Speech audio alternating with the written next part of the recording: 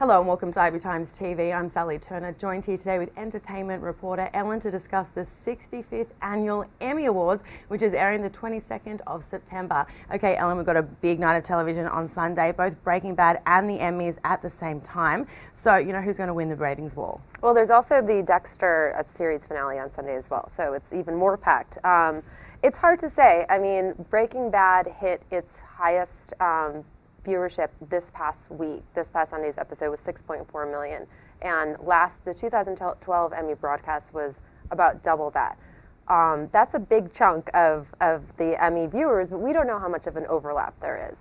The real concern, I think, is going to be for people that would normally say, I'll just DVR Breaking Bad or Dexter and watch the show live, but these days with everyone tweeting and on social media all the time, there's definitely going to be a lot of anxiety about making sure you see the episode before you find out what happens.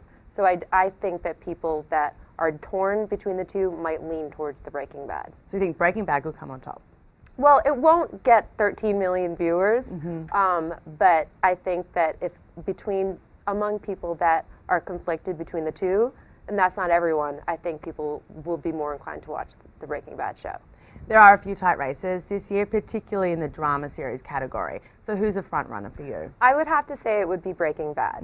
There are very few categories at all this year in the Emmys that are locks, and the best drama category is definitely the tightest.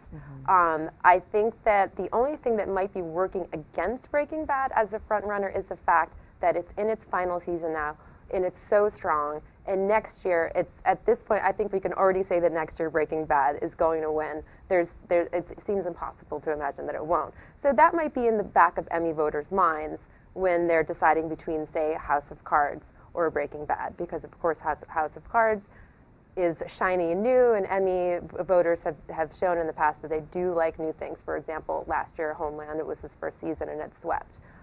So I think that it probably is going to be between Breaking Bad and House of Cards, and then with Mad Men right behind it. Again, Mad Men has another opportunity as well, 2 more opportunities. Okay. And speaking of House of Cards, Netflix series has been nominated in multiple categories. 13 categories. Yeah. So do you think it'll work against them, the fact that it's a different medium? Do you think the Academy will be able to look past that? I think it will be difficult for the Academy to judge that show on its own merit without being influenced by the fact that it is such a groundbreaking Emmy broadcast this year, because there's a completely new variable. I don't think that any Academy voter is going to be able to forget about the fact that if House of Cards does win any major categories, that's going to be a game changer for television. So I think there's a little bit of added pressure on it in that respect, but I also feel like if House of Cards was on HBO or Showtime, it would be right up there content-wise as a contender against Breaking Bad and Mad Men. So it can absolutely work in its favor to kind of be that game changer. It could. Wow. Yeah. And on Monday, you know, what are we going to be talking about in terms of the biggest winners, losers, and perhaps surprises? Well, there's a lot of opportunity for surprises. Again, if the Netflix series win a lot of awards, that's going to be something that we're talking about. Elizabeth Moss is up for 2 awards, 1 Outstanding Actress in a drama series, and in a miniseries. There's a chance that she could win both. If Elizabeth Moss, who has never won an Emmy before for her performance on Mad Men, goes to win 2, that would be definitely something to talk about. If anyone from Mad Men wins an acting prize, that'll be something to talk about, because it's never happened before.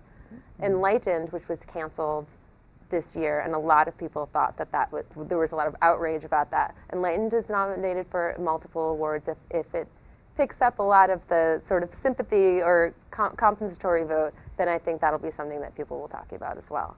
If Bryan Cranston does not win, that will be a big upset also. And finally, who do you want to see walk away with a statue? I'd like to see Elizabeth Moss get something, for sure. Okay, well, hopefully we'll have to see on Sunday. Thanks, Ellen.